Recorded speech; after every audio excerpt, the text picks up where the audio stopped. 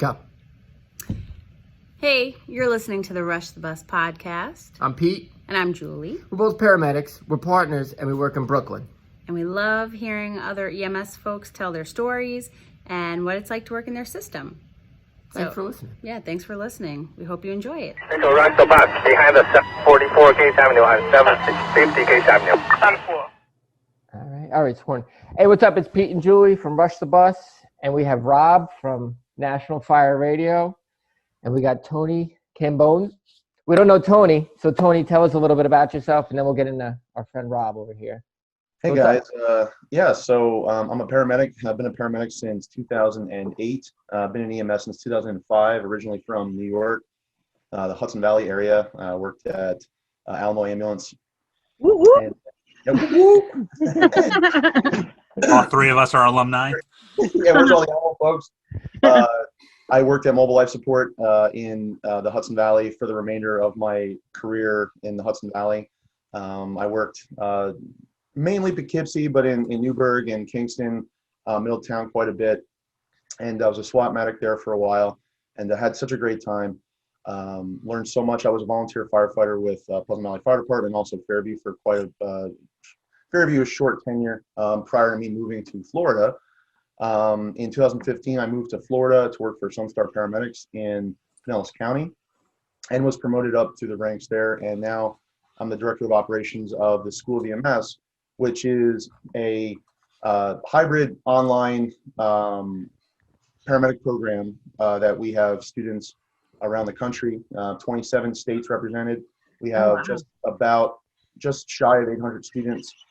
We have students in the territory of Guam right now on their first paramedic class ever. And we have students actually in the UK doing a bridge class from being a paramedic in England and trying to come over and work as a EMT here in the States, and then actually do a gap analysis between the educational points of view and where there's differences in education there in England. Yeah. Hey, that's me. Cool. Well, Tony, I just want to thank you because I think Pete and Julie just got like 3 episodes off of your introduction. So that's know. Awesome. Yeah. Well, we were talking to some dude from this guy Simon from Dublin. So we've been doing like a lot of research on their stuff. So it's we're working with folks that whole area. It's very, very different. Yeah. The folks that we're working with reached out to us, and this project has a blessing also from NEMT as well, because they're really interested to see the difference. Yeah. And basically, it came out of more or less an idea that paramedics outside the States aren't critically thinking as much. It's a lot more, because they have a lot more liberties. It's less protocol based, and therefore there's a little bit of a difference in thought. And what we're doing is trying to figure out where the gap is and whether it's in the education or whether it's in the culture. And we're really fresh in this project. We haven't had any usable data come out of it yet, with the exception of the fact that there are a lot of people in the UK that want to come here and work. And then it's also kind of an out-of-the-box way to sort of think about the paramedic shortage. There's people in other countries that are qualified and want to come work too. Yeah. And to strengthen the, just the profession of EMS and the culture of EMS. So it's a pretty cool project. Yeah. I know they go to school a lot longer than we do. So it's a 3-year degree, versus here, an associate's or a bachelor's, and they're learning so much about the educational part of the program, but the critical thinking piece, supposedly that's kind of our hypothesis. So we're working through it. It's pretty fun. But that'll bring in another point of what's more important: a long education and a degree, or street skills. Right. In the end, So I mean that's another hot topic of, should you have an associate's degree to become an EMT or a bachelor's? You know what I mean? Yep. So I don't know. It's like, it's one of those things. We see what happened in nursing. We see that in nursing programs, they've increased the level of provider and pay based on the level of their education. Should EMS do the same? It's kind of that age-old question. Where do we fit in? Whether Yeah. we're healthcare, are we emergency services? Yep. We could talk about that for hours. But I think that's one of the main. Nice cup. Thank you. I'm gonna be there next month. Not next What? month. I'm actually Wow. in Guam next week. How long is Oh, that? That's got to be a man. long flight, bro. Hey, Tony, real quick, Sure. what's the Instagram for your company? Oh yeah. School of EMS. Like of just EMS? one word, or is it school _ of EMS? Yep, at School of EMS, I believe, is our Instagram. Facebook is just School of EMS as well. But yeah, our paramedic class in Guam, where we have our first, so we do our an online program. We do our labs in chunks.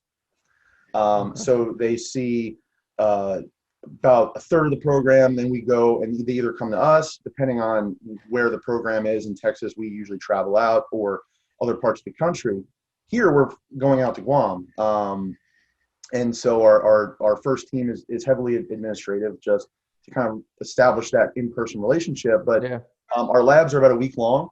And we do that throughout the length of the program. So this way they don't have to, go to school. They can go to school online every week. And then the lab portion we can do in kind of a targeted area. So yeah, it's just so funny you had that cup because I'll be in Guam next week. I know, that is pretty amazing. Chances. Yeah, that's like quite a trip. And it's the first thing, the first time they've ever had paramedics on the island outside of the DoD area. So they're very excited about this program. Yeah. They have AEMTs and EMTs on the island functioning as paramedics. Okay. But they don't get a certain amount of funding because they don't have the paramedics. And also they want to increase that scope of practice officially. And we're really jazzed to be able to bring that kind of education to a place that needs it. That's what we're all about. Yeah. Yeah. Yep. It's in the middle of nowhere over there. So the middle of nowhere. All right, Joel. So what was your topic? It wasn't just my topic. It Don't was get no yours. You came up introduction? with it. What's that? I don't get any I intro. don't know. Oh, everybody knows I'm Rob. like, you All right, kind go of ahead, mentioned Rob. I forgot Rob. Hey, Rob. All right. It's Rob from National Fire Radio. Currently employed with the Fairview Fire District up in Poughkeepsie, New York as a lieutenant. We do a BLS response with a BLS ambulance up there. And then I previously have worked with both Julie and Tony at Alamo, and then Tony at Mobile Life. I've worked, I think, every commercial EMS agency in the area except Northern Dutchess Paramedics. Mhm. So, maybe I'll do a day there one day just for fun. But No, we almost did. Remember that day we came in, we had to fill out applications to NDP when we were working at Alamo? Were you still there? So yeah, technically we worked there for my a gosh. day. yeah. So, but yeah, that's just my background in this. So a lot of people think I'm just a fireman, but I actually have a pretty extensive EMS background. And where she is right now in is where I got my EMS start. So. Aw. I met Rob as an EMT. Like, Rob was like my initial introduction into the world of EMS. He and I worked one of the worst traumas, worst call I ever seen, and it was with Rob. Pretty legit. It was like ejections. Yeah, it was pretty shocking. I was brand new, There was a lot of calls. The group of us really learned not just to be EMS professionals, but I think that we had a really good group of people at Alamo, and then subsequently at Mobile Life that really learned how to be like people together. There was a lot of really crazy stuff that happened in a short amount of time in that area. It's definitely I do miss living in the Hudson Valley though, or I miss doing EMS in the Hudson Valley. I'll tell you that. Well, so Julie, bring us in. What got us here today? What got us? Come on, Joel. Well, I guess you folks have possibly heard that, due to COVID, due to some financial issues, our city, and specifically, I guess, the mayor's office is trying to cut the budgets for certain programs in the city. And one city agency that's been asked to come up with these budget cuts is FDNY, and specifically EMS.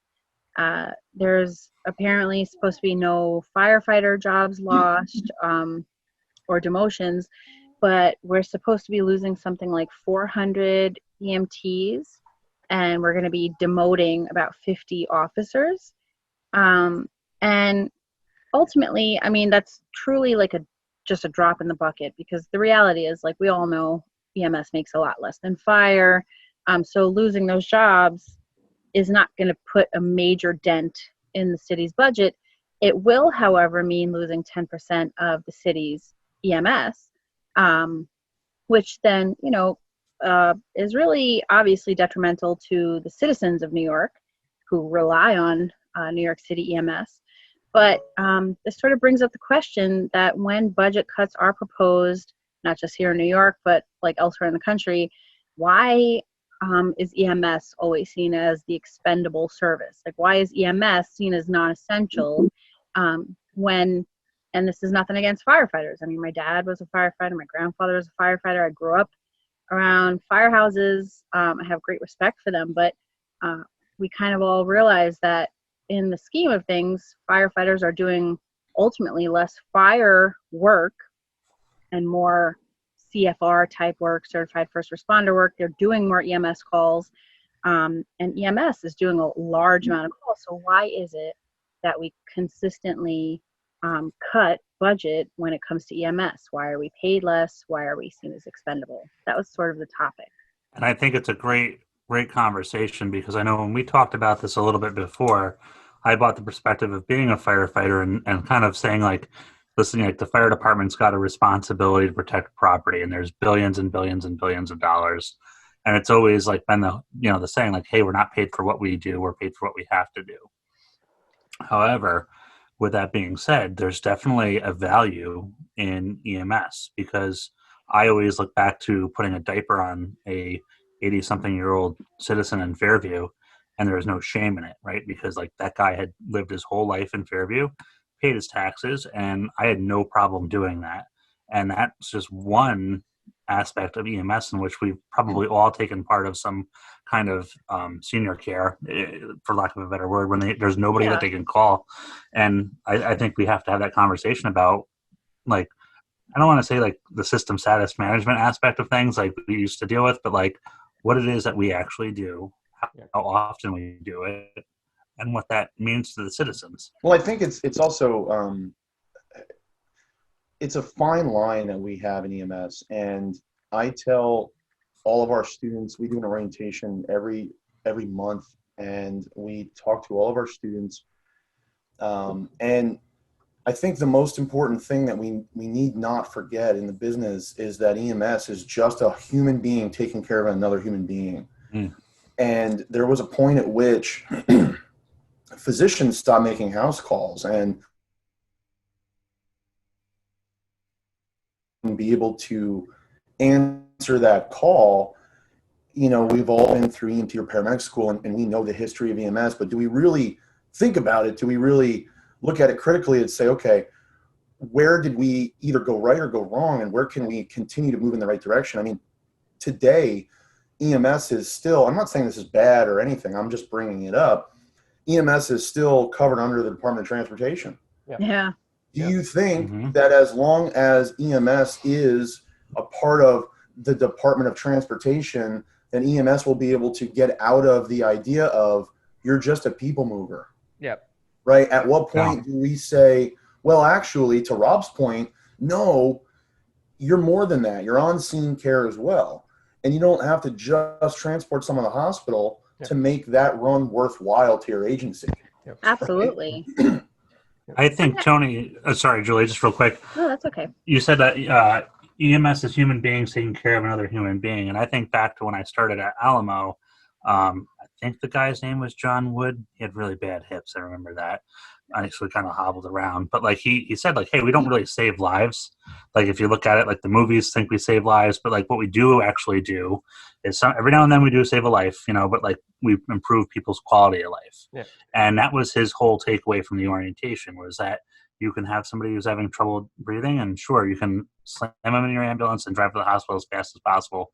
Or you can have that human treating human interaction with them and give them that breathing treatment, calm them down, and still be able to, like give a better result at the hospital than what you found when you were there. So I But think that that's also came back to, back then it was patient care. Now it's about how much money you're going to make, so you better have your paperwork right. And that's the sad thing. And I've seen that change, from doing the right thing for the patient, and now it's about, do they have insurance, And it puts companies in a bad spot too, because, if you don't have income, you can't put ambulances out in the street. Yep. You can't pay your people, you can't get the new equipment that you need. And it's a really difficult position to be in for these ambulance companies, especially because Medicare reimbursements are going down. Yep. But right now, EMS runs are going down in a lot of places, or took a real big drop off. Yeah. Some places, 20, 35%. I mean, Yeah. exceptional amount. And, Yeah. What happens all of a sudden? My bigger question, honestly, is along that line, that 20 or 35%, what can we do as EMS professionals to sort of take that number and find a way to educate that 25, 30% that didn't need to go to the hospital to begin with? Yep. Because before COVID, they would have called. And Yeah. had the same thing. Like during COVID, we had people call and they would actually say, oh, okay, you can just check my blood pressure. I don't want to go. And as soon as I'll say COVID's over, especially in the city, they were calling right back again. We could actually speak reason into people during COVID when it was really bad. And now all reasoning is back off the table. I don't know what happened, but Well, I mean, there's a lot of issues. I mean, that comes down to also like in certain places, like in the city that we live, folks maybe don't have like a primary care physician. They utilize the emergency department as their main means of care. And these are people who have like significant healthcare issues like diabetes or cardiac issues or renal failure. And it's sort of like this where the problems are not necessarily fixed. They're just sort of a band-aid's put on, they go home. And I think like with transport, ambulances do a lot of that work too. Like folks who are going from like a nursing home back and forth to the hospital. For us, I mean, how do we educate people to, you don't want to tell people not to utilize an ambulance, but like there are certain things that they're not necessarily, great for. I think during COVID, it was easier to talk sense into folks and say, like, you don't really need to go expose yourself. I think one of the things that, like, and it's a parallel because we were talking about this before, like, fire department, they have their, not their issues, but they have their stick, right? Like, and I look back to the Our Lady of Angels school fire in Chicago. I forget what the date is. Somebody out there will probably chime into the comments on this video and be like, oh, it was, at this time, whatever. But like, once that fire happened, we didn't have a major fire that killed people in a school in America. And the reason is like the fire department got up and they got a message out, and we've been very, very good about it as a whole, like as an organization. EMS does not have that organization, and there is no national, I think the only national groups, unfortunately, that are out there are people who are lobbying for financial gain. So like they're like in New York State, like I know like fire districts want to be able to bill for EMS, and we're consistently blocked by a legal pack that is represented and paid for by commercial EMS agencies. And that's where we always meet the resistance in the Senate and the Assembly to get that bill passed. So like villages and cities can bill, but like we cannot as a fire district. So I think that like for EMS, who is actually out there speaking for us? Is there an organization that takes it upon themselves to lobby for Julie, to lobby for Pete, to lobby for Tony, or to lobby for any of your students or any of the people who work EMS in the city and actively get out there and make noise? And I think we really do lack that. Yeah. And like it kills me because like I think that if I look at all the times that we're in people's homes, like there's not I don't think we could probably talk to a citizen and not say like where they had some kind of interaction with an EMS crew.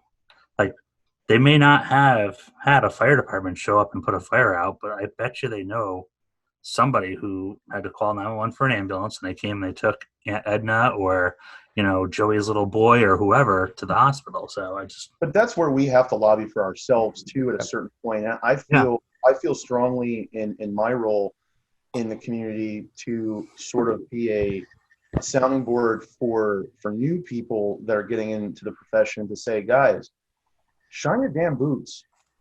You know, Tuck your shirt in. Look professional. Because we also have to own that as an industry, that at the end of the day, and I tell every student day one, think about a firefighter, think about a police officer, think about what they look like, and you have a nice pristine image in your mind. Typically, think about an EMS person, and then walk into a Publix or a Stop and Shop or wherever, and bump into that person for the first time and think that is your first impression of the EMS person is the boots unzipped, your shirt untucked, you look like you just rolled out of bed. Remember when we worked in Fishkill and you can go to Walmart and sit and watch TV, and like actually just because we didn't really have, like, if the station at the time wasn't open, people were sitting there in public with their boots off in a recliner watching TV in Walmart. Oh my gosh! Wow. when you think about, and we think about those things in terms of, well, EMS used to be awesome back then, and it was. Yeah. Well, there was no cell phones, bro. There was no cell phones to take video of you. You know, it comes down to us though to say when do we hold ourselves accountable as an industry to say, guys, stop doing that. We need to be professional. You want to get paid like a professional. You want to look like a professional. Let's do it. How do we do that together? Yeah, but you're right. It definitely, because, like, you know, you see the cops. Most cops are squared away. You know what I mean? Their uniforms are tucked in. You know, stuff like that. You take somebody seriously when you look professional. You could not know what you're doing at all. But if you look sharp and you half pretend, they're going to take you seriously. Versus somebody who looks like a schlep.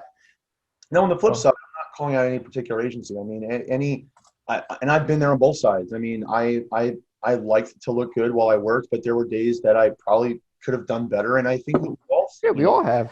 But as a general whole, anytime that I ever, you know, you see something in the news about fire or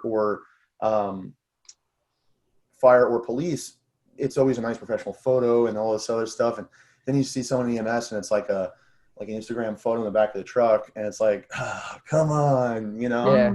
It's like a hodgepodge mess of people in different color pants, and, you know, I don't know.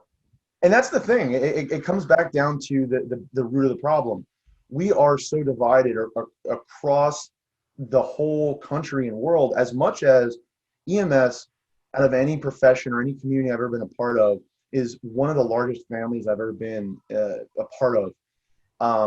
It just hands down, you know, when I moved from New York to Florida and I met a lot of other new people, I realized they're the same people.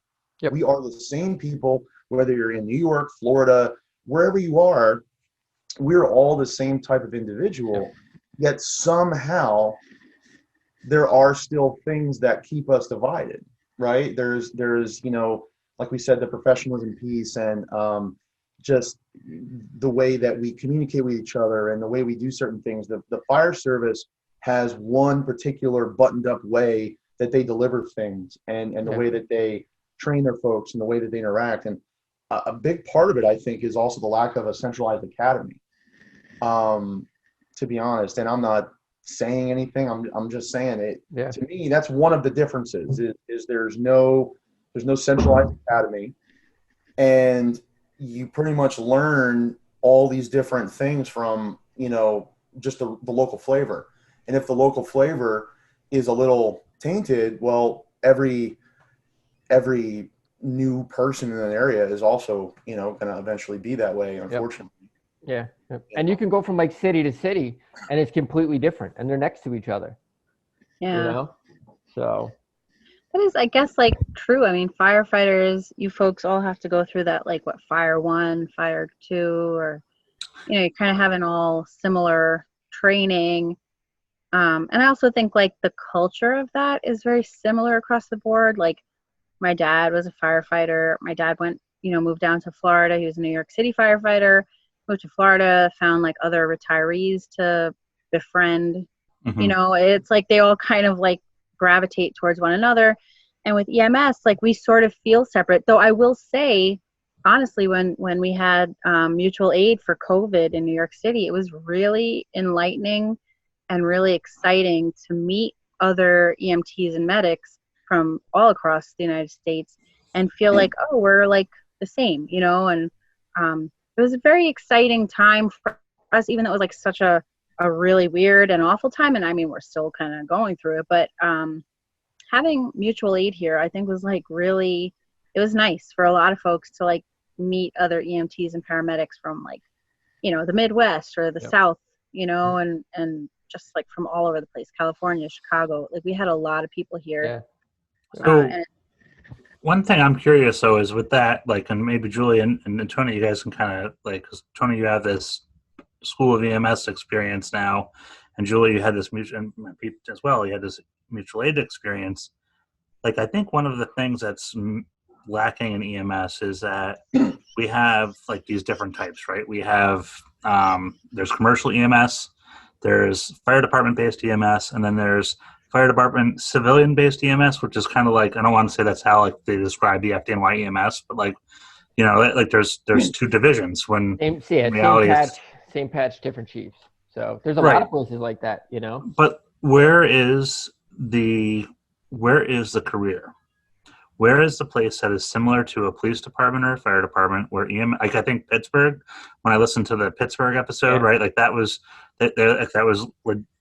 legit stuff going on, and Pittsburgh's doing some pretty legit things. Where else in the country are we seeing EMS taken to a point where it's not just a stepping stone or a bridge? Like somebody can say like, yeah, you know what, I've done 30 years in, you know, Warren County EMS and I've had a blast. Like I'm now the EMS, you know, division chief. I don't know, whatever their title is, like they can, you know, figure it out. But like, where does that exist?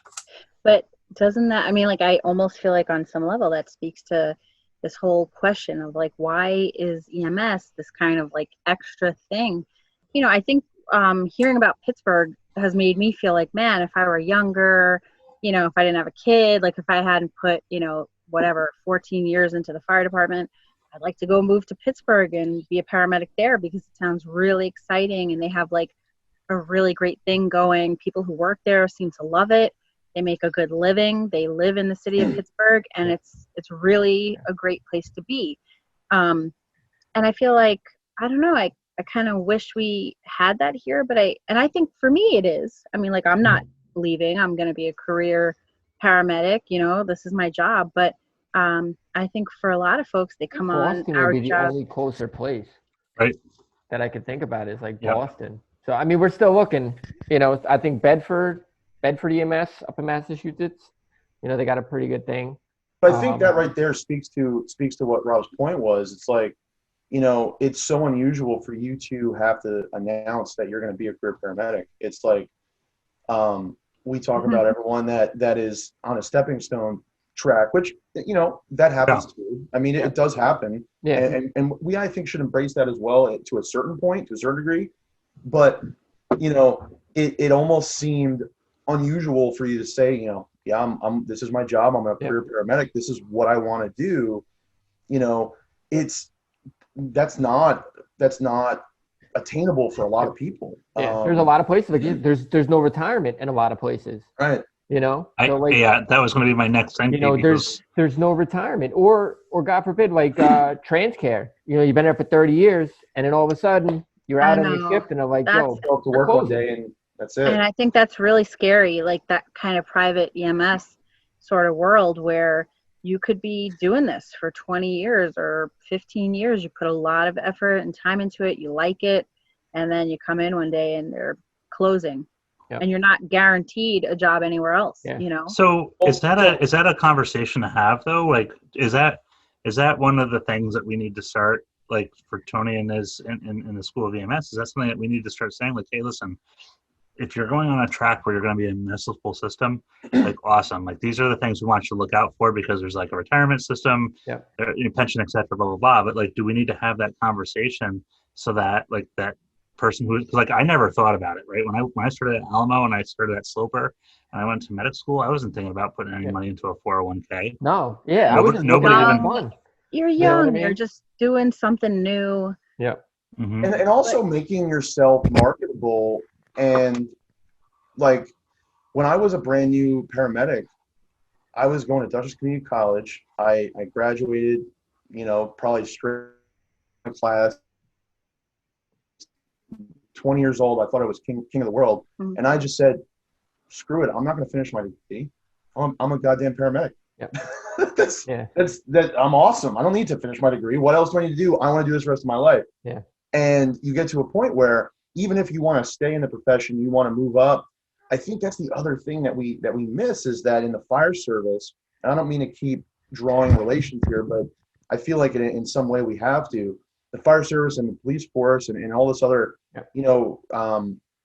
different municipal type jobs, you can look for the next promotion. You can think to yourself, I'm young, I'm hungry, I want to be in this profession, I want to settle in. What can I do to get to a point where I'm comfortable in my profession, where I don't have to run jobs every day? I can, actually have a full 30-year career, and the last day of my career, if I want to, I can go run an ambulance call because I'm still in the field, or, I've gotten to a point where I'm in a different role. I think it's also difficult for young EMS professionals to see that because a lot of private companies either don't have the opportunity, don't have the training program, don't have the development, don't have the leadership track. I mean, think about any supervisor that you had when we were at, like, say, Alamo. And nothing against, we had some great supervisors. But they were sort of changing all the time. Right. And we had some really shitty ones, and their names were Keith. Oh no! I didn't say anybody's last name. I'm just saying. The day that I passed my paramedic test and my Hudson Valley Regional test, I showed up to his office with my brand new MAC card, and I said, so excited, I finally did it. You know what he said to me? He goes, "You on days or nights?" And I said, "I'm on days." He goes, "Well, now you're on nights." Oh and my just gosh! flipped it. Yeah. What a creep. Oh, yeah. But, that was in between him trying to scratch off tickets at Smokes for Less in between calls, right? Yeah. Wow. But, unfortunately, when you think about EMS leadership, where is it? There's no centralized leadership. There's no, there's a few good ones. You know what I mean? But it's like, we don't teach our guys from young how to be leaders. We don't think them to think. We don't teach them to think like leaders. Yeah. We just kind of, a lot of times, especially the private guys, you kind of fall in line and you follow the path of the fire department. When they're on scene or even if you don't have that type of relationship, you still, a lot of people go from that. I'm working in private EMS, and they say, well, I might as well just go work at the fire department because I see opportunity over there. Yeah.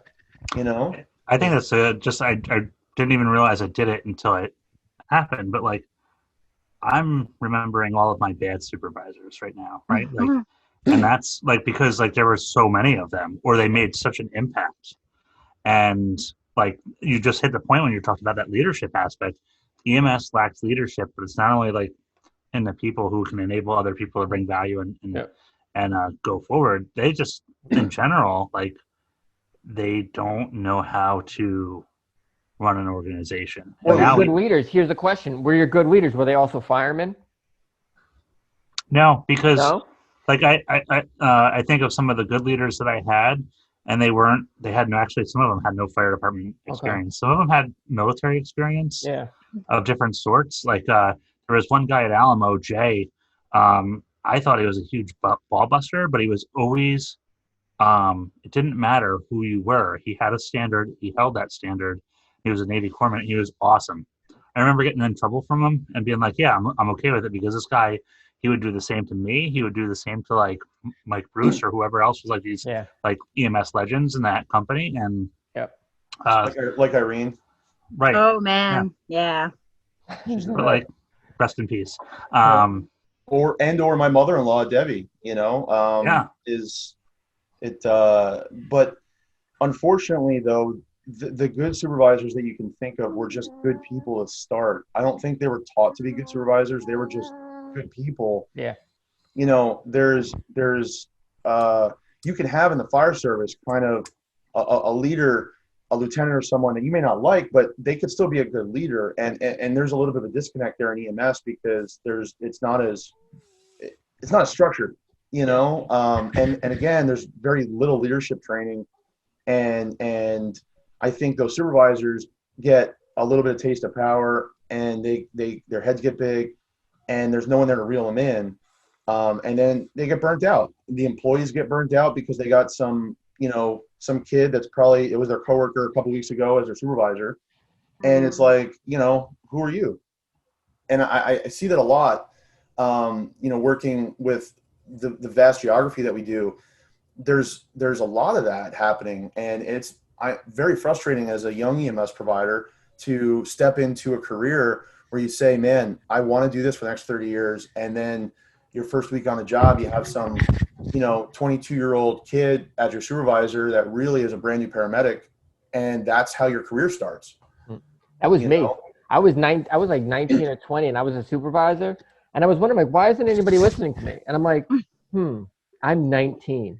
Right. Well, I wouldn't now if it was vice versa, like, yo, a 19-year-old kid telling me what to do. I'm like, bro. So there's supervision versus leadership, and that's the thing. Leadership is such a big hot ticket in a hot topic item in the fire department. Yeah. But not as much in EMS. No. Yeah. Hey, we don't talk I about agree. leadership. Yeah. Pete, what would you tell 19-year-old Pete, the supervisor, now? Don't take that position. Nope. Don't do it. All right, but like, I wasn't ready, honestly. Like, yo, it was great. I managed my stuff well, but I wasn't ready. You know what I'm saying? I totally get that you weren't ready, but like, if there was something that like your experience now, you could say like, hey, listen, like, when I was 19, I was crazy. I was looking for all the hot jobs. I was going and doing stuff that I should have never been doing. And now, as an older person, I stand back and I look at stuff and I take in scenes more, and I'm not as quick to jump on stuff, and if I do jump on it, I already have a plan for how I'm going to handle it, So well, it's more of the personal factor, I think.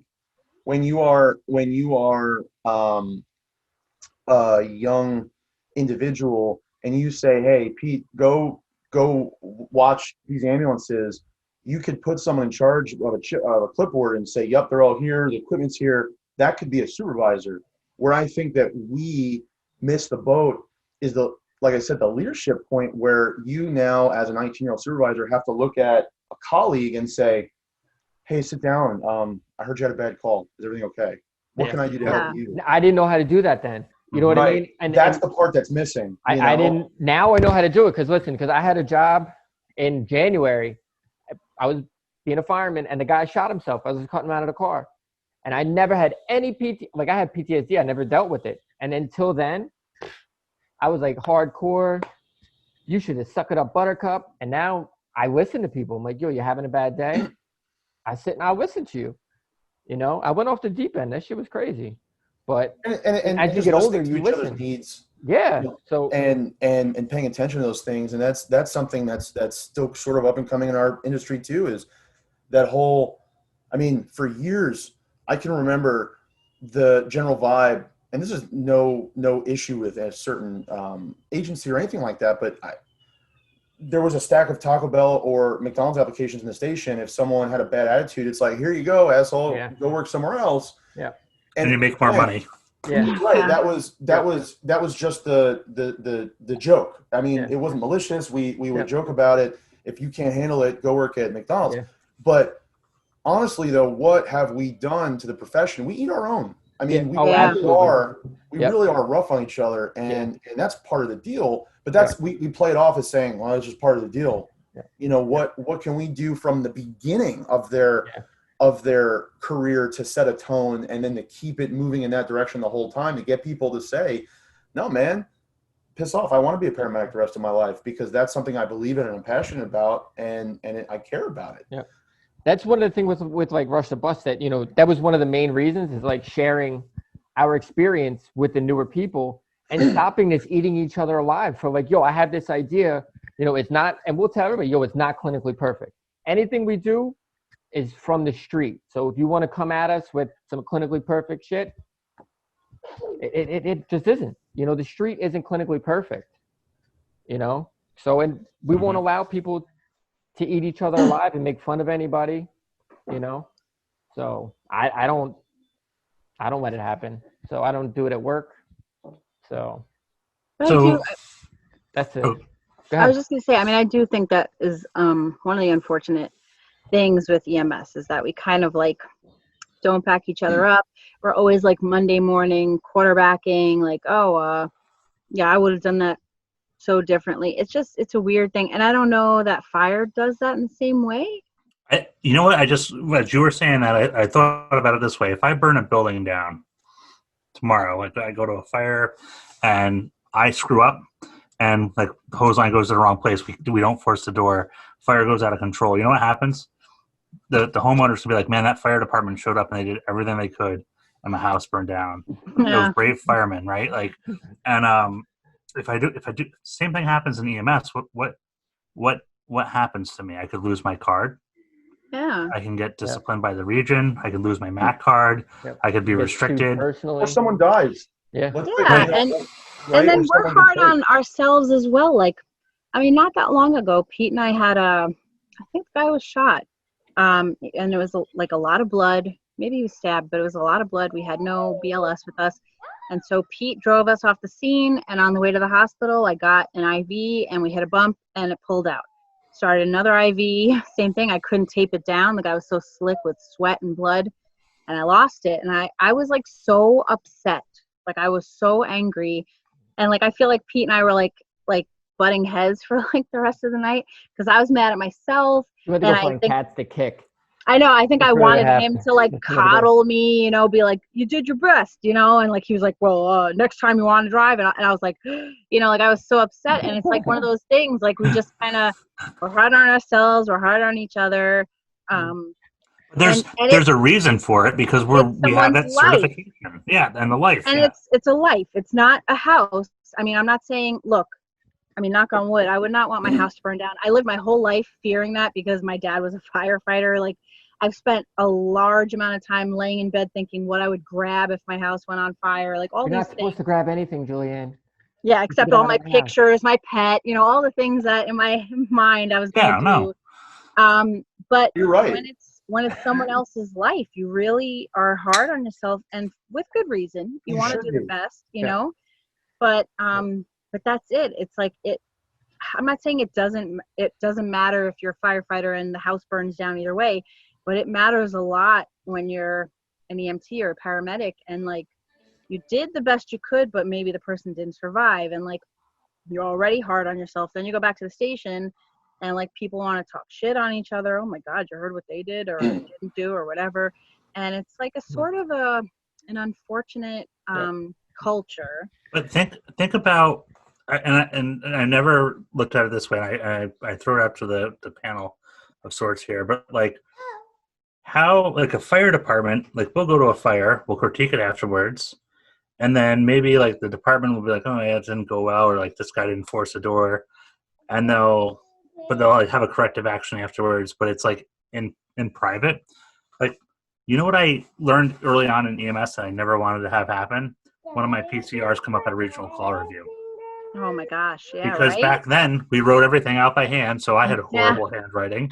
People would see my PCR, or I could see and there's always going to be a couple people who are on the hit list, and like they were trying really hard, but like every month, like, oh well, this guy, like look what he did, like he had this he had this dehydrated patient with blah, blah, blah, and he gave him Lasix or something. I don't know, like whatever. Like his blood pressure was like 60 over PALF, and he was like, he's having a heart attack, and an inch of pace went on him. Well, not just that, but there was actually a statement that we always used to make about each other, and that was, but he's a good medic, or but he's kind of a shitbag. There was always Yeah. a follow-up, right? When you say, oh yeah, Rob Ridley, this, that, the other, and he's a good EMT, there's always, whenever we talk about someone, there's always the last little bit of, we kind of judge them by how they are as an EMS provider. Yeah. I mean, think about it. When you think about people or how you talk to other folks, there's always that little tag of, yeah, but, or yeah, and it always kind of follows us around, our kind of how we've acted, or how people perceived the way we've done our job, Yeah. In the call review, we've never actually seen somebody come back, because it's not like they do positives in that. At least they used to, but that person who kept getting shit on, that's all they ever had. And everybody would know them because they'd see their handwriting. Because let's be honest, before we had tablets and tough books, I knew every one of my partners' EMT or paramedic numbers. And you could start filling the paperwork out. You knew from looking at the screen, at what point Rob Ridley was writing information down for his partner, and then his partner took over and started filling out the rest of the PCR. Mm-hmm. And I don't think there was ever any redemption in any of that either. So Tony, you bring up a great point. He's a good EMT, he's a good medic, or he's a shitbag. But there was never any actual redemption to say no, he is really good, or I don't know. I think he's a nice guy. Story behind that, Yeah. So we had an issue at work 2 weeks ago, and shit almost went really south, because of somebody's comments in the middle of a neighborhood towards some of the locals, and it almost went south. And after the fact, we all came back to the station, and we all had a talk. And the guy who said it, he had no idea that he actually said those exact words that he said. And we all had a good laugh. He felt really bad. His partner didn't help him, but we all laughed about it. And I know, but he did feel bad. He felt really bad. But I'll say our platoon, we don't eat each other alive. We have an amazing platoon. I think we are a good bunch of coworkers that I wish it would stop. I really wish it would stop, because everybody has a different way of doing things. Yeah, but I wish for world peace. That shit ain't happening. It ain't gonna happen. So how do we encourage people to do that? Because that's really the crutch of why we're not a profession. It's almost like we have to see each other. I'm not trying to say we're not unique snowflakes, each one of us, but we almost have to stop seeing each other maybe as these unique personalities. I think on the fire side, there's a lot of teamwork. There's a lot of viewing each other as a whole team. People go into a fire and they follow direction, and there are certain tasks assigned to this person, that person, and that's how they work. That's how they roll. And on an ambulance, it's usually just two people, and so that's it. You don't have a group, you don't have a lot of people. Everybody has their sort of individuality, and I'm not saying that's not a good thing, because everybody has their ways of doing things. There's definitely times that Pete and I get on a job, and it might require a little bit of hand holding, or caring for the patient with kid gloves, because you're oh, this was a little bit it requires empathy. It does. And I sometimes will say to him, or he'll say to me when we leave, I'm glad we were on that job, because the way we handled it was it may have taken a little more time, it may have taken a little more finessing, but we did a good job. But I feel that sort of individuality can sometimes also hurt us. We view ourselves more as this unique team or unique paramedic or EMT, and we're not seeing ourselves as a whole service, or as a whole group of people who work together, who some have great days, some have bad days, but it's almost we're judging each other harshly, more harshly than maybe fire does. If you're a firefighter here, you're a firefighter in North Carolina, you're a firefighter in California. You guys meet up together and you're hey, we're firefighters. We're already cool with each other. You should read some of these comments on the fire videos. Bad. Those are keyboard warriors. I know. As I say, there's always going to be somebody living in their mom's basement, but Julie's right. He is. Because exactly you right. either have a good reputation as a fire company or a district or department, or whatever else, or you don't. And if you don't, people move on, and they're just okay, and they don't really sit there and just pound them we get pounded in EMS, because if we're not a good patient care provider, everybody's going to talk about it. Well, and the thing is too, we when I moved to Florida, I really had to consider to myself, because EMS is way different here in a way that the way that its response, the response tiers are way different. EMS in Pinellas County has a fire paramedic that goes to every single call, no matter what. And then you also have the ambulance company that responds as a team together on every single call. Yeah. And crew resource management is so important, but also the idea of principles versus preferences. And I know that anyone that's like taking a PH2S class will probably think of that like first slide that no one really talks about, but it is important that we consider when you are on scene with other people and or you are working as a unit or as a group or even just by yourself with your partner, principles versus preferences are so important when we're treating a patient. What is the important part, not what I also want to do, it's what should be done. Starting an IV, the way I do it is maybe a preference, but the fact that the student or the patient needs the IV is a principle. And I think that right there, egos get in the way.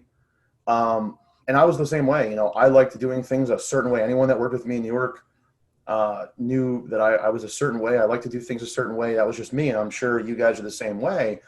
But when you look at the fire service, you look at police, there are certain ways that people do things that are not just principles and preferences, and they do, I think, those principles a little bit differently because of the way they're trained, because of the way they interact with each other on a regular basis, because of the communication they get from the department or each other, things like that. And I think that, again, when on my first call, I got into not an argument, but I felt like, talking to this other individual that I've never met before. I've been a paramedic for, 10 or so years. This guy, he's a kid, and we're having this conversation. And I'm thinking to myself, what he wants to do isn't going to hurt. I wouldn't do it that way, but you know what? Maybe we can move on. And I think when people can sort of use that humility and think, okay, we're here for this reason. I don't need to give the guy shit for starting an IV the way he did it, or, whatever. As long as it didn't hurt the patient, that's a preference that, I can get by.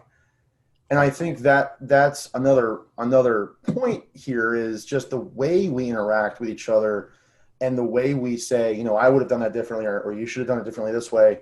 We're all so opinionated because we're so passionate. We just need to find a way to also be empathetic to each other. Yeah. We need to be empathetic to the patient, but also when we interact with each other, EMS is difficult. Like I said, we eat our own, but how can we also promote a culture of inclusion where, hey, I'm going to bust your balls, but you are my brother. I'm going to bust your balls, but you are my sister. And that's the way I show love. That's not beating you down. I want to see you get better. And that's, I think, also a significant difference in how we kind of deal with those things. So really quickly, if there's any firefighters that are watching, what Tony just explained was there's a D out there, and you can do ABC, CBA, BAC, whichever method is the way that you get to D. As long as D is accomplished, it's safe for everybody. That's how we're going to do it. In EMS, sometimes we can't break out of that. So yeah. I like that. I have to break it down just because I know like firemen are going to be like, this guy talked a lot. No, but and he said use big words. But no, seriously, like that's well said.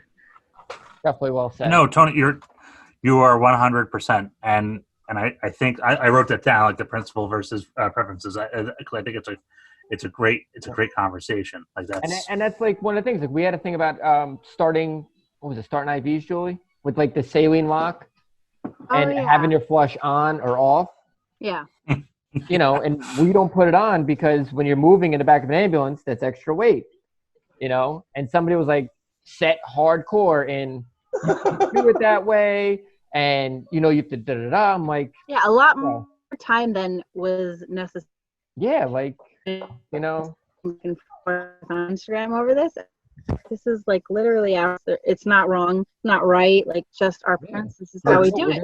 Yeah, like we're still starting the IV, and it's primed. I mean, I'm not injecting air into the person. Like I've already primed it, it's but it was just so much like this person was so like, that is not correct. And it's like, well, maybe you don't do it that way. That's fine, you know?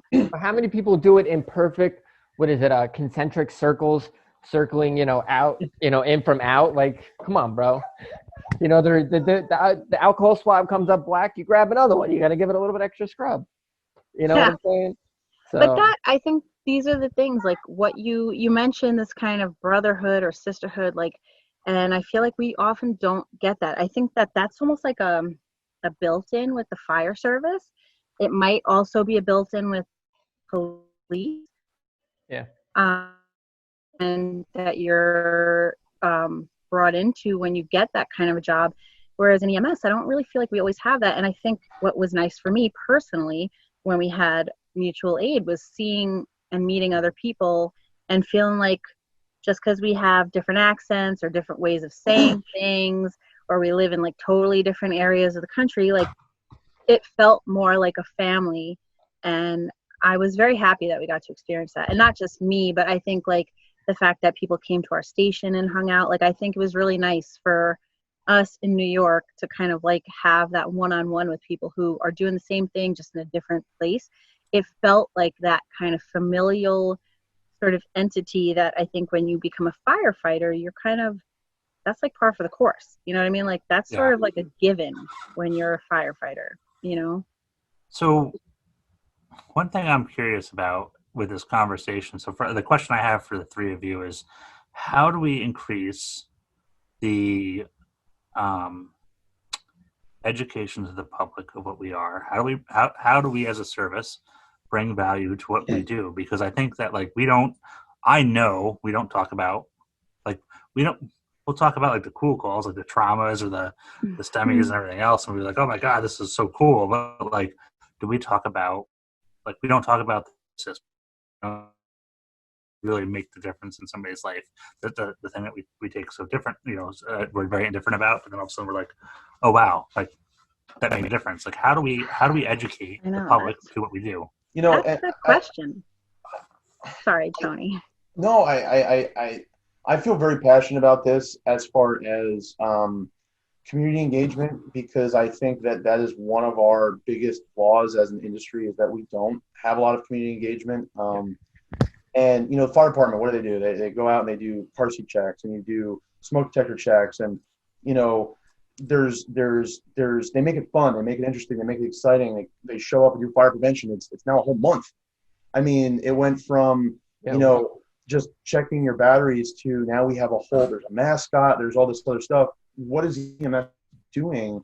And we can teach hands-on CPR, we can teach stop the bleed, go out and we can have community days, just have an ambulance there just for people to see it. A lot of communities do that stuff. Yeah. But I think that we are missing the boat. We're so quick to jump into community paramedicine, but I don't think we took the first step first. Just going out and educating a patient on, maybe you should take that rug out of here because you keep tripping on it. Yeah. What can we do better to like be a part of the community and not just a service? That's also, I think, the bigger difference is the fire department, the police department are taxpayer funded. You get that service when you live here. Yeah. EMS, it's, well, we contract with them or they're an add-on. It's a different mentality. Also, like the fire department, like I remember a couple of years ago when the Wilch was still on shift, like his crew was running. They ran. I got an emergency. All right. They ran this lift assist, and it was a paving stone that needed to be cut because the wheelchair was catching this one section of the sidewalk, and it was dumping the person out. So they went to Home Depot. They got a paving stone to match. They cut it with the K-12 with the masonry bleed, and then they put it in. They took a picture of it. But you know what the difference between them and the EMS crew was? They had the time and the resources, where the commercial agency that showed up on that call as the ALS unit, because the county was like, oh, the person's fallen and they're face down, ALS response, right? Like they got there and then they no sooner got put back in service and the lights and sirens were on, they're on to the next run. So I think from there's no time in EMS because the system's almost designed to utilize every minute of time that unit has. And I do think that's sort of that's a bit crummy for us, like as EMS providers, because I will honestly say, like, as much as I enjoy doing like the cool trauma jobs, the ones that are like, whoa, that was crazy, you know, like you go home and you talk about it. I personally genuinely enjoy doing the jobs where I might have to spend an hour on scene, helping someone, helping their family, trying to get them resources. Like I spent a huge amount of time the other day on a job trying to find resources for this like newly homeless young man, like on the internet, like searching for like, shelter to come and help him that very evening. And like, I pride myself in like going above and beyond when it comes to my patients. Like, but the entire time that I'm doing these type of calls, like I was on a call not that long ago with Pete for 2 hours. And every 20 minutes, update. Like our dispatchers are, update. And it's like, I get it. I get that they have to like do that. That's part of, their job or whatever. But it's like, I'm not just hanging out doing nothing. Like I'm providing like real care for this person. Like I'm getting them resources. I'm trying to locate family members. I mean, I've literally gotten told, like I had a patient that I took to the hospital. It had like a sexual assault, and like my dispatchers kept telling me to update. My boss called me and said, like, you got to bring that ambulance back because the next crew has to go on shift. And my partner and I punched out and went back to the hospital to like stay with this girl, like off duty, because it was like, I felt like that was the right thing to do. And for me, that is rewarding because I feel like I'm actually caring for this person. That's my job. I'm a caretaker and I'm actually able to do it. But I find that there's all these like,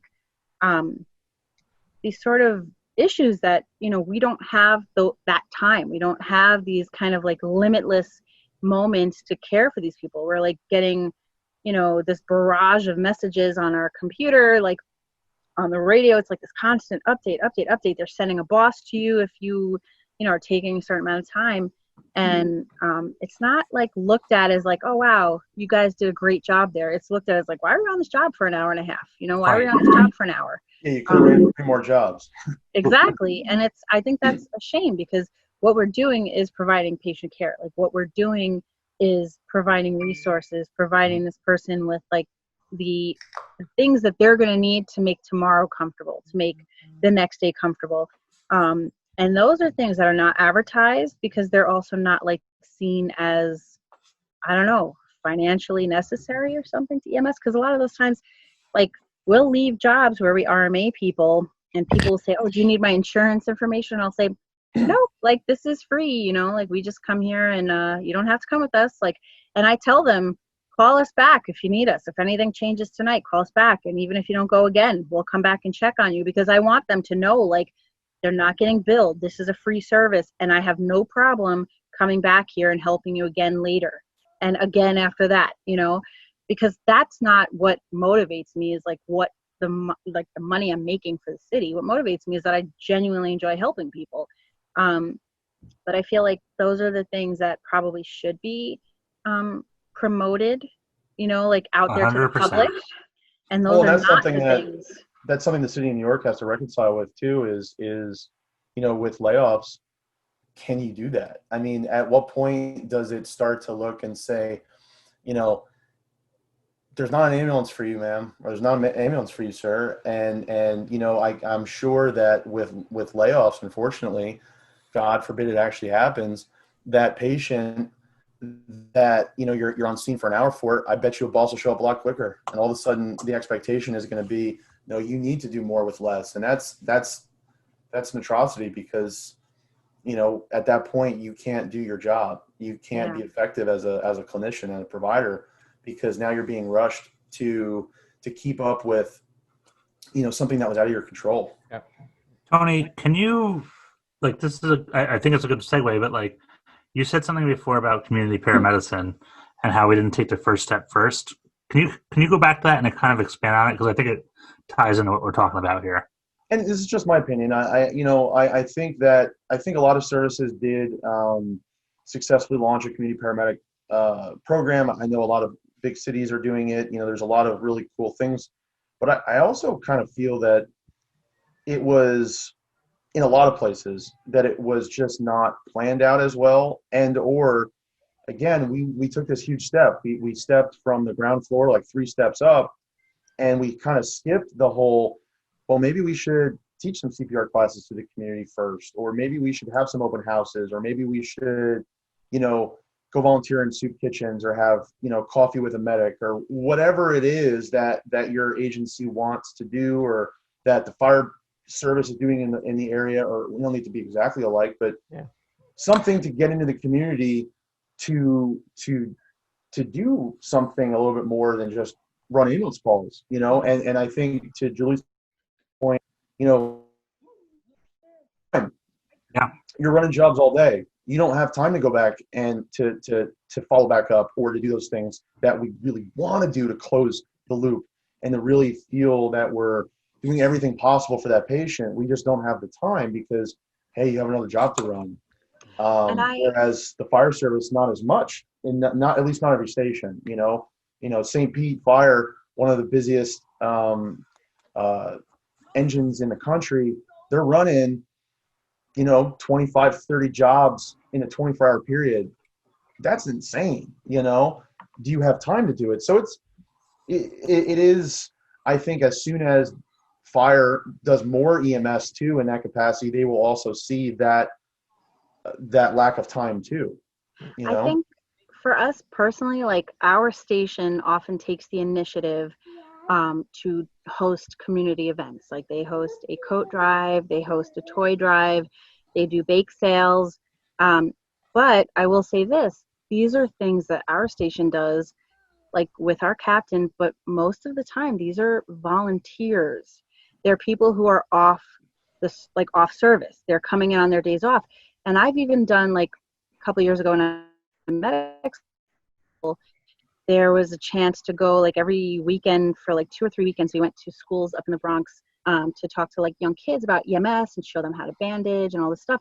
It was volunteer, like strictly volunteer. And I did it because I like working with kids. But on the fire side, they have like a whole series of people who go out into the public and, like, talk about fire alarms, and like they give out, like, whatever pot holders that have, like, different things about FDNY on them, and those are paid people. And on our side, it's volunteer EMTs and paramedics who are doing that. They're paid people who work full time, and then they're taking their days off to come in and volunteer. So it's not seen as necessarily important, or it's not seen as a valuable resource. It's not paid that way. It's basically like, well, if you want to come in and do it, you're on your own, It makes you feel marginalized. Yeah, and it's unfortunate, because I think the reality is, like, people show up. I mean, we have tons of people that show up every year to do the bake sale, to do the coat drive, because they like it and they want to do it. They're not getting paid to do it, and they do it anyway because they want to show the community who we are. They have days where, during EMS week, the community can come in and check out our ambulances and go inside of them. And there's people who come in and just come in early for their shift, or stay late for their shift, or just come in on their day off. We don't get paid for that. And you'll never find it empty. People always do it out of, like, the goodness that they feel that this is something valuable to our community. But it really speaks volumes that it's not a paid thing. It's not paid in the way that the fire department pays firefighters to do the same thing. And so, how can we get the word out to the community about who we are, when, like, reality is they're not going to pay you to do it. Does. Nobody knows what paramedics are, and until people, like, actually need you, they don't often know. I mean, myself included. Like, when I was a kid, I'd never used an ambulance. Like, my mother, like, drove me to an urgent care when I, like, smashed my face open and needed stitches. Like, no one, nobody called 911 when I was a kid. Like, that wasn't a thing. So I didn't know really what an ambulance was until I was much older. But I feel like, I don't know. I mean, it's one of those things. Like, folks don't always know what we do. Like, I like that when we go out in the community and we talk to people And we do, like, I think Pete and I, like, we do a lot, and I feel like we're a good team, you know, but I don't know, it's unfortunate. There's a lot of folks who, like, and I don't blame them, who feel like they come in for their shift, they're not getting paid a ton of money, and they just go home, and that's it. They don't even think about this place when they leave, because the reality is, why should they come in on their day off to educate the community about what we're doing? Why should they bother? One thing that we, the school that I work for, we haven't done this quite yet, but we're looking at, and our clinicals are all over the place, because 27 states, there's variability. You know, it's not like you can just go to a certain hospital to get all your tubes, a certain hospital to get all your cath lab. You know, you're all over the place. And even in just like the state of Texas alone, it's so freaking big that every region has its own availability. But point of it is, something we're looking into doing is actually allowing students, or asking students, to go do community service as a EMS student in lieu of a certain amount of clinical hours, meaning set up a hands-only CPR day at your local, you know, mall, and that'll be 8 hours of clinical in community service, because we aren't just teaching them to be clinicians. We want to teach them to be responsible individuals in the community as well, and to be a part of the community, and or a clinical going to hospice for 8 hours to learn how to sit next to somebody and just hold their hand. But that's something that we are looking to do, because we have such a large geographic reach. I feel very strongly in where I can maybe affect, or the company I represent can take effect. And other large agencies should do the same, I think, is start these guys young to think that way, that you're a servant leader in the community, and that you have to, you're not just there to do the cool ambulance stuff. I had a partner that when I was working in Florida, they used to say all the time, EMS doesn't owe you shit. When the kids, the younger guys, are like, oh, I don't want to go on that hot job. I want to go on, they don't say that stuff in Florida. I came in, I said hot job, and they're like, wait, what? I want to go on that cool run or whatever. And it's like, he used to look at them and he's like, EMS doesn't owe you shit. You know, you got to pay your dues, and sometimes you're going to get a really cool call, and sometimes you're not. You have to show up the same way regardless. And it kind of had that same vibe of, what can we do to try to get them thinking as servant leaders, and how to get them thinking as this profession is here to help. It's here to help you, but you also have to contribute to it. You have to be a part of the profession, not just take from it. You have to be a good steward of the profession. Yeah, while you're here. You know what I mean? You have to be a good steward, and you have to be a good steward of it. And I don't mean just to take from it. I mean, take their experience and move on with it, which is fine. Yeah. But, you know, if you're going to be an active member of the profession, an active member of the community, I think that's important to start that early. And again, we're not quite there yet, just because of COVID and everything else. We have just so many paramedic programs are having such a hard time around the country right now, just trying to graduate their students so that way they can go out and also get on a truck and go run calls, because everyone's exhausted. You know, it's like it's such a difficult time for all EMS professionals in every part of it, because the students want to get out there. Everyone that's out there are like exhausted and need some time and whatever. And, you know, we want to get our students graduated too. But that's one of those things that we're looking forward to once COVID is hopefully, God forbid, or God willing, not a thing in the future, is maybe something like that can help. Maybe kind of getting people in that mindset from the start can maybe help. I don't know. I mean, you can't change the world if you don't start in a small spot, you know, if you don't take a little bite. So, you know, but I really hope that in the future, we as a profession can think about other ways to engage the public and to get them to think of us as important parts of the community. I mean, you ask anyone in the community if EMS is a required service, and 9 out of 10 people will say, yeah, of course. Why shouldn't it be? But it's not. It's not. You know, it's not. And people don't think about it in that way. I mean, God forbid, what happens if one ambulance company like TransCare just doesn't show up one day. Yeah. And they lock the Exactly. doors. What happens when you call 911? Who's going to show up? I mean, regular citizens don't think about that. They don't, hey, I called 911, someone showed up. That's all I know. Yeah. They don't think about the process. Well, that's why I'm so blown away that like Pete and Julie are going to face this potential 10% loss in their municipality they work for, because we saw what that looked like when TransCare did shut down. TransCare, yeah. Exactly right. Yep. And we haven't even touched on, like, we're talking solely on the 911 side of the house.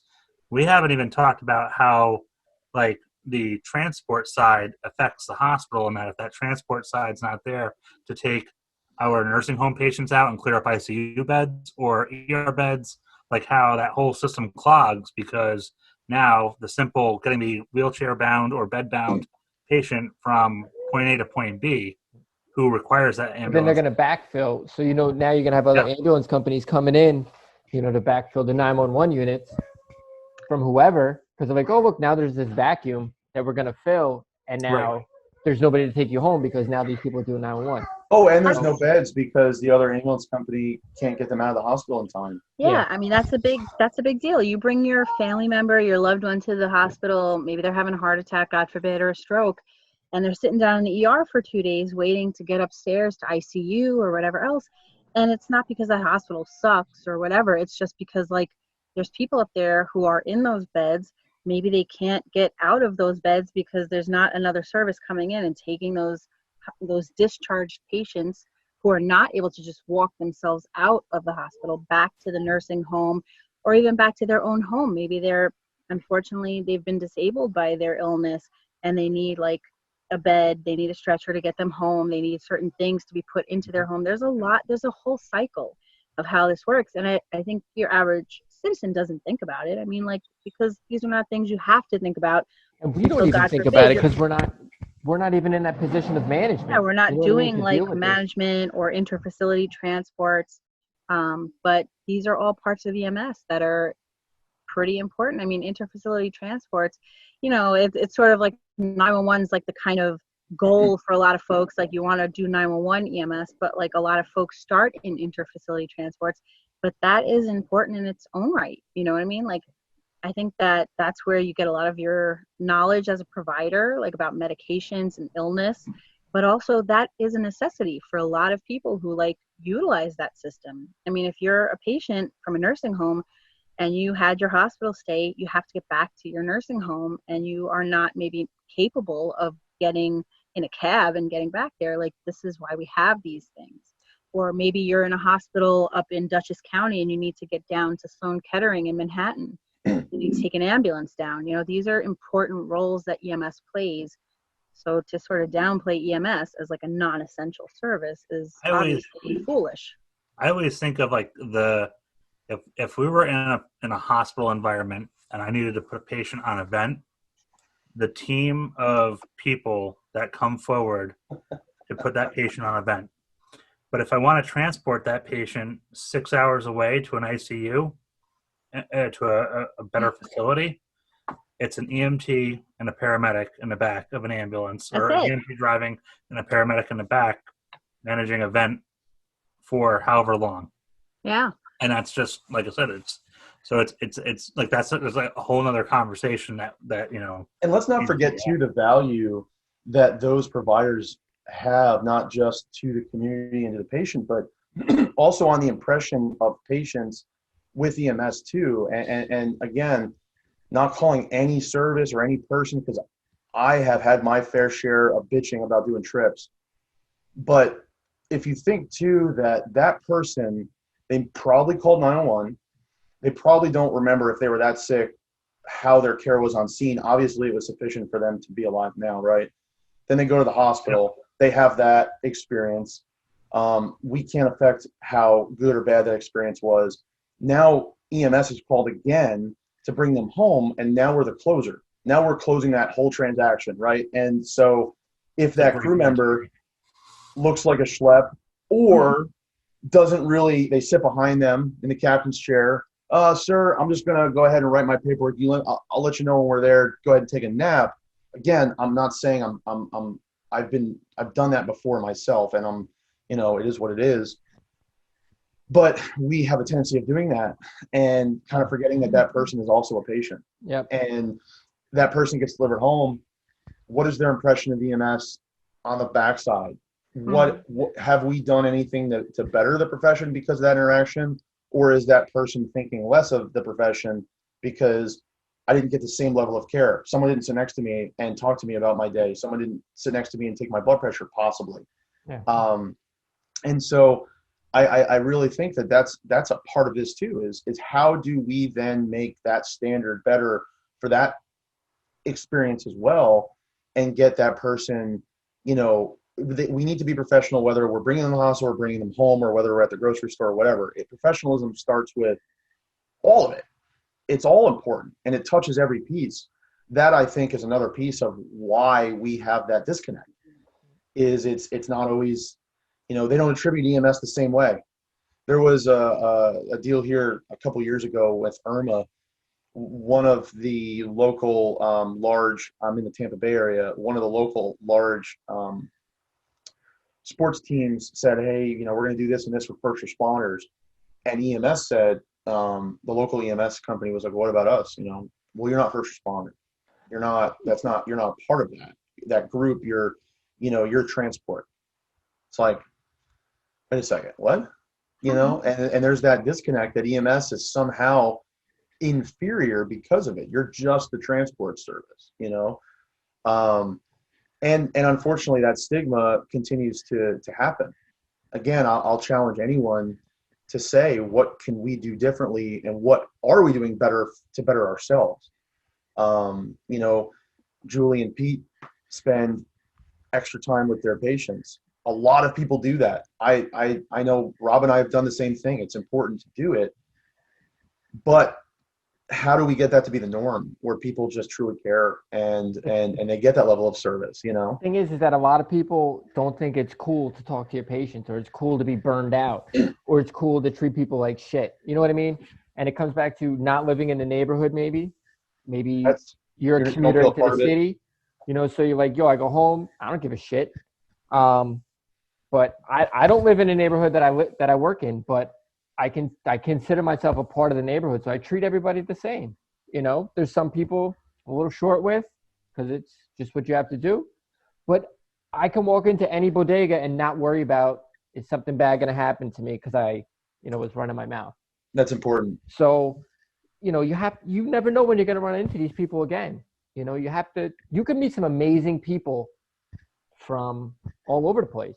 Random people that you think is a shitbag, drunk scale homeless person that has a crazy story, and amazing people I'll never forget too, like Mike Bruce, laid it out to me one day. He said, listen, that prostitute, that drunk homeless person, they might have a cell phone, because back then, like with track phones and whatever, with like 5 minutes on it. Yeah. They'll make that phone call to 911 for you if you're getting your ass kicked. Yeah. Yep. Because you've always treated them well. Yeah, we met this guy the other night. I wish he would have talked to us more, but he was on the bridge. He was from Michigan. Like, how did you end up on the Brooklyn Bridge from Michigan? I would have loved to hear that story. We picked another guy up. He was at Penn Station, and he's from Georgia. And we're like, what got you up here? He's like, oh, I heard your homeless services are amazing. Like, to hear the stories behind these people, like, how did you get here? Especially here, when I was working on the street in Florida, we would do runs to Clearwater Beach all the time. In Pinellas County, Clearwater Beach is one of like the tourist destinations in the country. Like, it's gorgeous and all sorts of stuff. I never really thought before I moved to Florida how many homeless people would truly live there. I would be homeless in Florida. Heck yeah! I don't know why you would go to New York City and be fucking homeless. Yeah, you have a shower on the beach. Every single beach has showers, has bathrooms. You have, it's not cold. I mean, in the wintertime it gets chilly, especially on the sand. But how cold? So people here in Florida start to get their jackets on around 60 degrees. Last year, where I live in Bradenton, it got down to the 40s. Whoa. Silly though. Whoa. And Florida. I open my windows and my wife is like, "You're nuts!" You know, I just want to get like some of that. I got my cool long air. pants on, brother. Oh man, It's 64 degrees right now where I am. I'm outside. that's Like, amazing. short sleeves. It's pretty humid here. We've had a lot of storms with the tropics have been nuts. So, and then of course I should mention our brothers and sisters in Texas and Louisiana who are just working their butts off right now. We have a lot of students that work and or live in the South Texas, Louisiana area that are just, getting their balls kicked in with calls and dealing with stuff at their own home and things like that. So, definitely our thoughts are with those folks too, with this terrible hurricane. And shit, doesn't look like it's going to slow down either. No. Yeah. Yeah. Well, I think we've been going for over an hour and a half. Yeah. About an hour. Tony, you and got a any good stories? You ever had a shark attack? half. I need a We're shark so- attack before I he's so retire. Trust me, Tony's got some stories. Let me tell you. Come on, give me a story. So, Everybody has stories. so no, I've never been on a shark attack. And full disclosure, I don't want to. I was on the street here in Florida for probably a year and a half. I was promoted pretty quickly just because of the experience I had in the past and things like that. Right place, right time. And so I worked on the street every time I say New York, I always have to tell everybody, I never worked in the city. I worked around the city. I worked in the Hudson Valley, and they're like, well, what's the Hudson Valley? And I always tell them, you always have to give two major cities in a body of water. So I'm like, well, in between the Bronx and Albany, right in the Hudson River. They're like, oh, yeah, okay. Or you tell them like the CIA or Marist or Vassar. Some people will recognize that. Or, of course, West Point. I would say the craziest call that I ever went on in Florida, I could go on for hours in New York, but really the one that sticks out in my mind in Florida, there's two. One, I noticed just completely incidentally, I just sort of noticed, anecdotally is a better word, in New York, there's a lot of downers. People were taking a lot of heroin. People were taking a lot of stuff that puts you out. Here, it's like the opposite. People are super big on just speed, crack, meth, cocaine, and Tell me more. Just kidding. you've heard of Florida Man, the world's worst superhero, and so the first call I'll bring up, there's a psych sort of residence that's county run, and this girl came in. She was probably 110 pounds soaking wet, maybe less, and she was out of her mind as far as like on a switch. She would just go berserk to the point where in my career, this is the first time and only time I ever hit my panic button on the radio. Oh, wow. Because this girl was just going ham, beating the crap out of me. And you're like, it took like 5 cops to restrain her. Yeah. I ended up giving her like, I don't know, something crazy like 10 or 12 milligrams of Versed or something like that. She was just, it was insane the amount of just fight this girl had.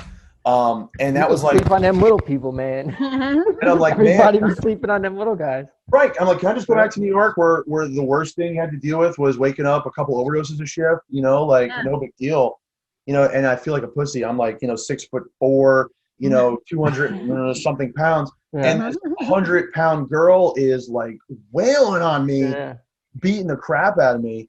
That was kind of a wake-up call. Like, there's no joke here. People are different. Like the drugs are different. The vibe is different. And then the other notable call, the only other really notable call I did here was we had a gentleman that was in a brand new F-150. It was like 3 a.m.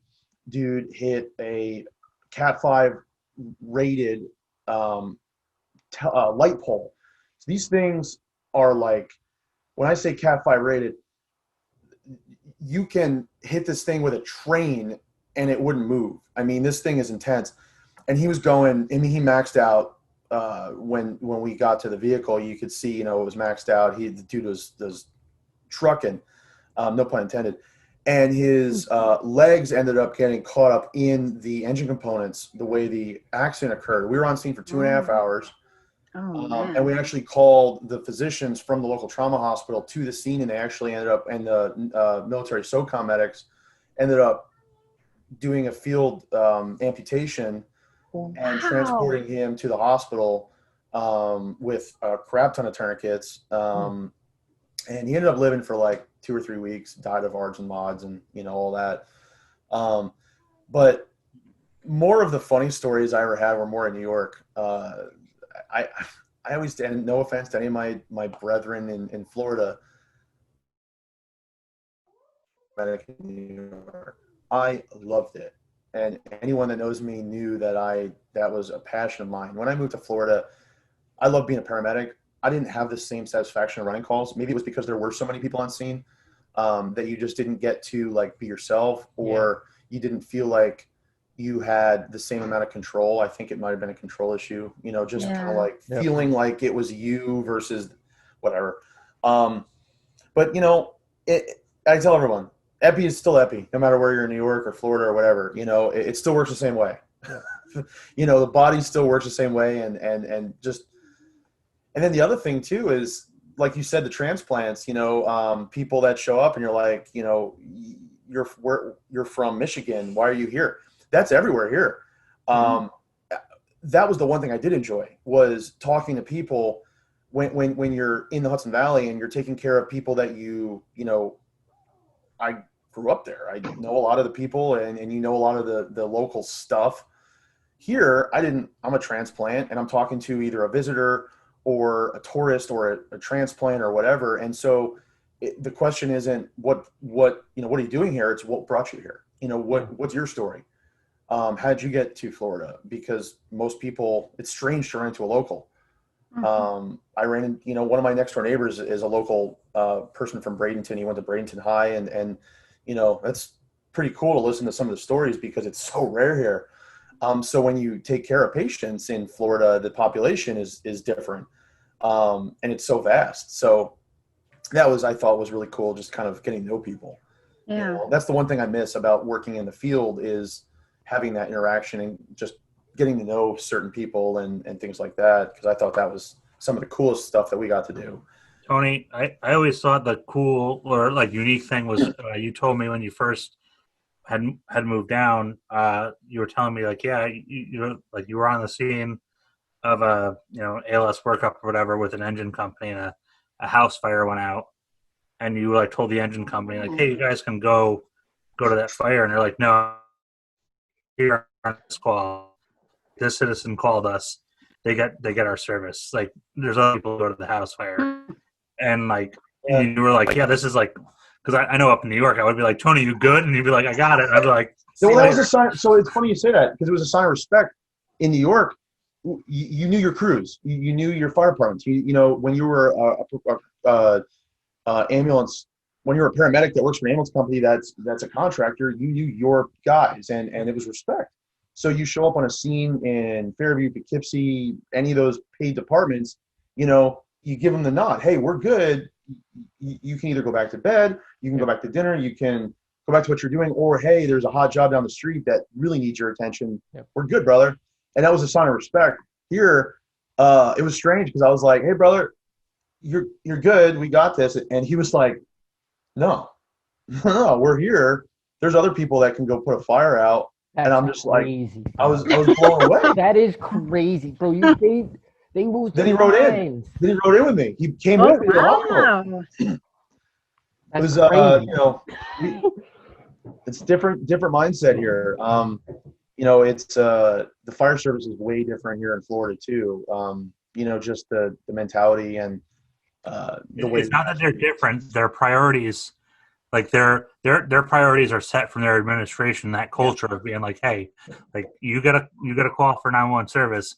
That's the call you're on. And I think that's because there's a lot of times where I think fire departments are put in a really bad spot, or it doesn't have to be a fire department. It could be like even just what we're talking about EMS, like you're put in a bad spot where there's only so many units, and like you got to clear that job. Like that every 20 minutes they're bugging you, and down there they're like, hey, the citizens the citizens the priority.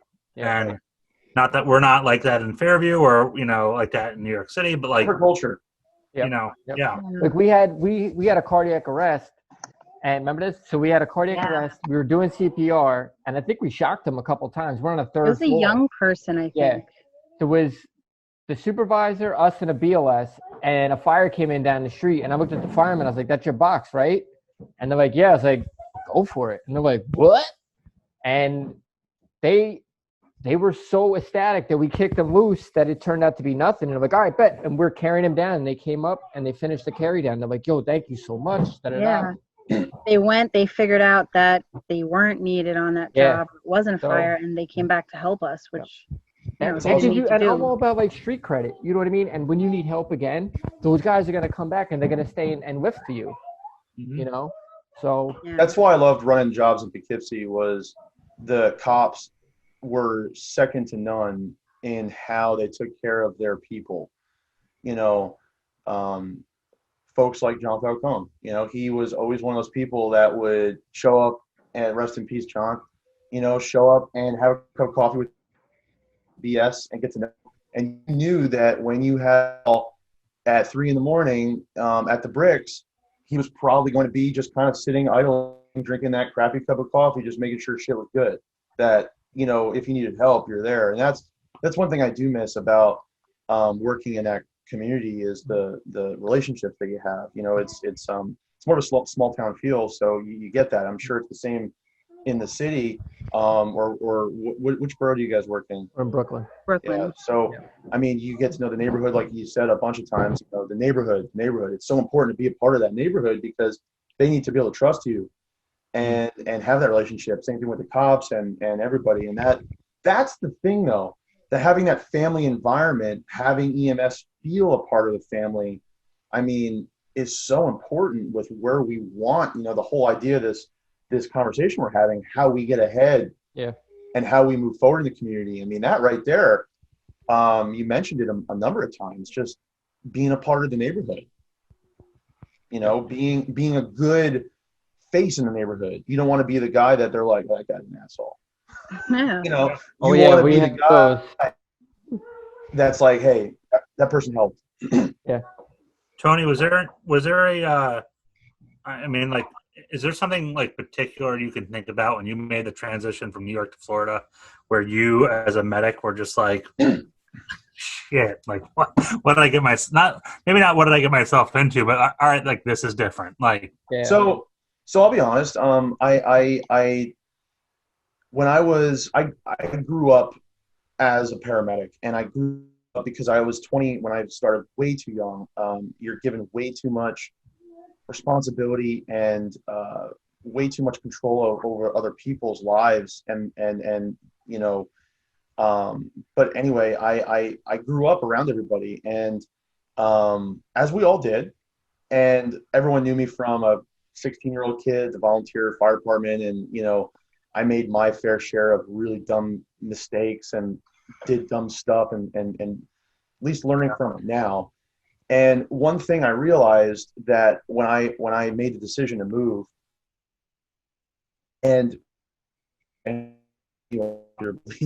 at least it was maybe that I got passed over for a job or something like that. We moved because we wanted to get a new opportunity and a fresh start to just say, what else is out there? Yeah. And we got an opportunity, and honestly, I left it up to fate. I said, if the New York Rangers lose the Eastern Conference Finals to the Lightning, we'll go, because I told my wife, it's fate. And sure as shit, the Lightning won, and I put my 2 weeks in, and we moved to Florida. And we kind of just said, let's see how it goes. Let's lean on each other. Let's see if this works. Let's see how this whole thing goes. And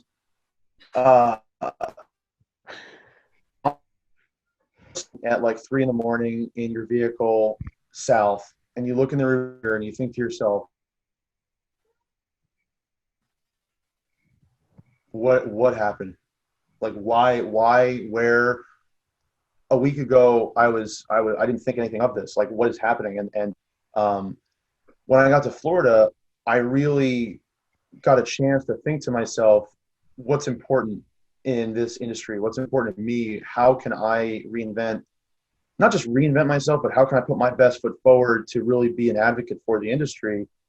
And I realized that, again, when I walked in the first day and everyone's the same type of person, I found that if you take those bad supervisors and you take those calls that you might have done a little differently, or you take those situations where I probably should have spoken a little different to this person or handled it differently, and you take that and you write them all down, or you put them in the back of your mind and you use it to say, what can I do maybe a little differently and put my best foot forward? That was kind of how I approached it. And I'm very blessed and glad that I did do that, because I was met with a lot of positive vibes when I got here, and people were very much more receptive to that versus just showing up and saying, I've been doing it for this, and this is how I do it, and this is how we're going to do it. It's no, let's see what we can do together and learn together. And I'll tell anybody, don't do it your first year as a paramedic, but if you're ever interested in just kind of stretching your wings and seeing what else is out there, picking up and sort of just starting over, it was very, very freeing in a way. I think for my career, for my family, for my mental health and well-being, it was very good for me to be able to do that. And I am very blessed to be able to serve in a position I am now, to be able to potentially help mold the future of our industry. Yeah. And the culture of our industry. And I could not be more blessed to be able to do what I do. I'm very lucky to be a part of this community and this profession, and even in the way that I am now. I mean, I have a couple herniated discs. I could go out and run calls right now, but I probably wouldn't be good for my back. But I'm blessed to be able to do what I'm doing in the capacity I'm able to do it in, and still have a connection to the industry that I love so much. It's pretty cool stuff. Well, Nice. And you got Sorry, I went on a tangent. yeah, No, No, it's that was it's good. all good, Tony. Yeah. It's all good stuff. Yep. So, Rocking All right, so rocking my old school Pleasant Valley Rescue Squad Nice. oh man. mug. This Yeah. thing, this mug is probably 15 years old. I bring it to every one of my jobs. Anywhere I've ever worked, I've brought this mug with me because it reminds me of where I came from, and that you can't order fallopian tubes from CVS. Oh my God, what? Rob, do you remember that? Yep. I was, I don't know if anyone from Pleasant Valley listens to this podcast, but I was 16, and there were a couple. I was in the Pleasant Valley Fire Department, and there were a handful of standard gags that new people went through. One was finding the water hammer on 55. One, or the spare tire on 55. One was finding the water hammer on 11. And then the third one was, because I kind of gravitated towards the ambulance stuff at the time, they were like, hey, listen, we got to restock the ambulance. You have to call CVS and ask for the head pharmacist and get our fallopian tubes for the truck. Ours are expired. Lord. And oh my God, I mean, part of you says, there's no fucking way. But then the other part of you says, no, they're professional. They would, yeah. So you do it, right? What are you supposed to do? You're the rookie, you're the probie. You do what you got to do. And the pharmacist was like, you the new guy? Oh my Like they were so in used to on it. dealing That's with it. awesome. But there's my dog. Sorry. Mhm.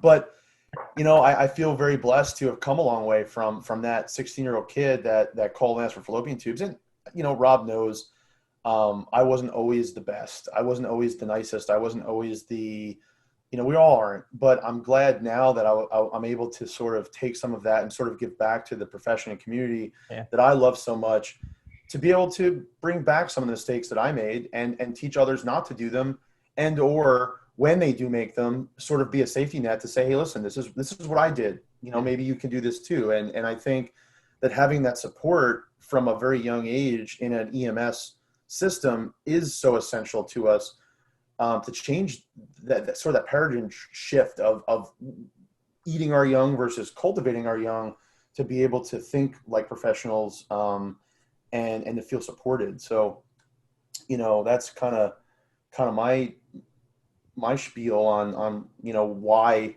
I feel so strongly and kind of what I'm doing to think that way, because these guys, they need someone to look up to, but they also don't want to look up to someone that they feel is fake. So you also have to let them know that you've made mistakes too. Yeah.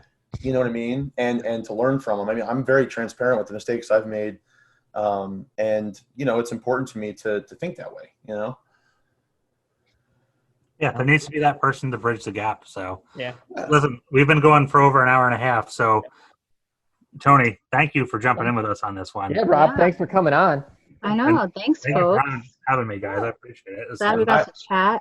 I had a great time. And, if, You want to plug your school again? So if anybody's looking for medic class. yeah, so School of EMS is we're based out of Tyler, Texas. We do have campuses, brick and mortar campuses in Florida, St. Pete, Florida, Sioux Falls, South Dakota. We have a brick and mortar school in Dallas and Carrollton, Texas, and then also satellites in Indiana. The company I work for actually also owns Empress Ambulance, so we're looking at starting a program there as well. And we also have, again, classes in really 27 states we have students in. Those folks typically will travel to a standard destination for a lab and things. Yeah. But it's the traditional online schooling that, when you think of it, is like, hey, read this book, watch this, write a paper, and call it a day. Our program is intentionally built to ensure that there's engagement on a regular basis, that the instructor, we use Microsoft Teams to communicate with the students back and forth via class message or video chat. And although the lectures are typically pre-recorded, that means that you can watch them anytime throughout your week. So if you're on shift, if you're on duty, if you're at the gym and you want to watch your lectures for that week, you can do that, and you can also replay it, and then also ask your instructor questions. And then, there's a lot of other things that we employ to try to get our students, who again are a different generation, thinking and using this device and your iPad or your computer to think differently, and finding different ways to engage them, not just as a student, but also as a professional, and to get them thinking a certain way. And that way, we're not just graduating entry-level clinicians. We pride ourselves on graduating entry-level clinicians that are employable. So that aren't way, robots. Right, they're not robots and can think for themselves. So that's one of our big pushes. We have a pretty significant first-time pass success rate in National Registry. We're very proud of. And again, we're doing something that no one else is doing, at least not doing the way we're doing it. So there's a lot of scrutiny, which is good. We are constantly pushing the envelope with accrediting bodies, and we kind of dig that, because when you're not pushing the envelope,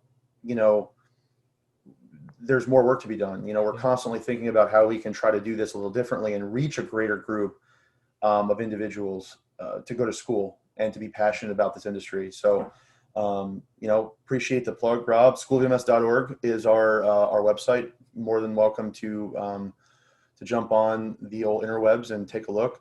And more than welcome to give me a shout as well. I can also leave my email address if anyone has any questions about it. Awesome. Yeah. Thanks, man. Thanks. For coming on. I know. Thanks for having me. I really enjoyed this. I thought this was a lot of fun. I've been stuck in my house for like 4 months. I've been working from home, and it's nice to actually have some friendly EMS interaction. I bet you can understand our accents too. I know. Everyone tells me I have an accent. I'm like, there's no way. I never lived in the city, but they're, everyone hears just a little bit of coffee. That's what it does. Coffee. Yeah, exactly. Yep. But I appreciate you guys. We had a great. This is fun. Cool. Okay. All right, so it's Pete and Julie from Rush the Bus, and we have Tony and our esteemed guest Robert from National Fire Radio. Thanks, guys, for coming on. And Yeah, thanks. Tony, And enjoy thanks your for trip to tuning Guam. in. Yeah, I had a great time. Thank you. And I'll definitely, like I said, I'll take some photos and really look forward to working with you guys in the future. I think this is a lot of fun. Excellent. Definitely. Sounds Tony, cool. thank you so much. Thanks, you guys, for coming on. And be safe. Bye. Yeah. You've been listening to the Rush the Bus podcast, Thanks for staying on for the whole time. and we hope that you subscribe, Like us, tell your friends. go on Instagram, Yeah. do all the things. Thanks. Bye. So rush the bus behind the 744 Gate Avenue and 750 Gate Avenue. 3-4.